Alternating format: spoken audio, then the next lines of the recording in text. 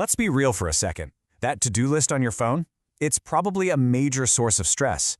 But what if we could actually change that? What if we could turn that list of chores into your very first AI project? We're talking about building a smart assistant that doesn't just remind you of tasks, but actually helps you conquer your day. Seriously, think about it. When you open that app and see that endless scrolling list, does it make you feel organized and in control, or does it just add to the stress? For so many of us, especially if you're a busy professional or juggling work and family, that list has become a source of anxiety, not achievement. Yeah, this is what I like to call the tyranny of to-dos. It's that feeling of being completely buried under a mountain of tasks with no clear way to dig yourself out. But here's the good news. We can totally flip that script. We can go from feeling overwhelmed to feeling completely in control. You know, the root of the problem is that most of these apps, whether it's Google Keep or Microsoft To Do, they're really just digital paper. They're static. They just sit there. You have to do all the work, manually typing things in, trying to organize them, guessing what's most important. They don't help you think, they just list stuff. So let's look at this comparison, because it really shows the difference. On one hand, you've got the traditional list, static, manual, and just overwhelming. But on the other hand, the smart list we're talking about is dynamic, adaptive, and intelligent. The key difference? It learns from you. It stops being a simple checklist and becomes a real personal assistant. Okay, so how do we actually get there? Well, this isn't about downloading another app. Think of this as your first real AI project.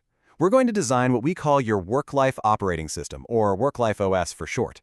And the secret sauce is how it uses microlearning. It's constantly making tiny adjustments based on you, and that's what makes it so smart. And this is a huge mental shift, right? A WorkLifeOS isn't just managing your tasks, it's helping you manage your energy, your focus, your goals. It's like this intelligent layer that sits on top of your daily life, helping you navigate everything way more effectively. So what are we trying to build here? What's our goal? Well, we want an AI assistant that can prioritize tasks for you intelligently, one that you can just talk to using your normal voice. It should give you smart reminders that actually adapt to what you're doing and even show you your own productivity patterns. And of course, it has to sync everywhere securely. All right, so that's the what. But what about the how? How does this thing actually work? Let's pull back the curtain and look at the blueprint. You'll see it's way less like magic than you probably think. It really boils down to three key pillars. First, you've got intuitive input. That's natural language processing, which just means you can talk or type to it like you would a person. Second is intelligent prioritization.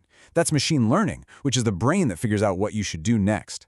And the third, and maybe the most important, is adaptive learning. This is that AI microlearning in action. Every single thing you do teaches the system a little bit more about how you work best.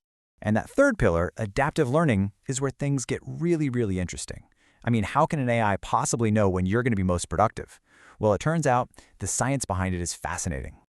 Check this out. A recent study from 2023 used machine learning to figure out what actually predicts productivity, and they found that two of the absolute biggest factors were a person's mood and something they call eustress. So what on earth is eustress? Well, it's not the bad, draining kind of stress we all know and hate. Eustress is actually good stress. It's that amazing feeling you get when you're in the zone, right? You're challenged, but you feel totally capable. It's that motivating buzz you get when you're about to crush a deadline. That's eustress. The study even put a number on it. They came up with this statistical value, r squared equals 0.60. Now, I know what you're thinking. That just looks like a random number. But what does it actually mean? Well, it means this. The AI model could predict or explain 60% of a worker's productivity just by understanding their psychological state. Let that sink in for a second. Our internal state, how we feel, is directly tied to how much we get done. That's huge. So how in the world does an AI sense this? It's not reading your mind, I promise. It's all about data and recognizing patterns. The study used information from things like wearable sensors, think smartwatches, and even subtle behavioral cues, like your facial movements, all of which give little clues about our psychological state. Okay, so let's bring this all home. How does this cool science actually translate into useful features? Let's connect these scientific findings right back to our WorkLifeOS and see how this all gets put together into practical tools for your day. This is where it all clicks. So if the science says mood is a key predictor, a smart feature would be the AI prioritizing creative work for you when it senses you're in a positive state. If it detects that eustress, that motivated drive, it might suggest a challenging stretch goal. And by learning your patterns, it knows when you're in deep focus and won't interrupt you. The benefit for you is simple. You end up tackling the right task at the right time every time. So really, the most important takeaway here is this. We're moving way beyond simple task management. A truly smart system becomes an energy management tool. It's about aligning what you need to do with your internal state, helping you be more effective, way less stressed, and, happier. And that kind of leaves us with one final big question.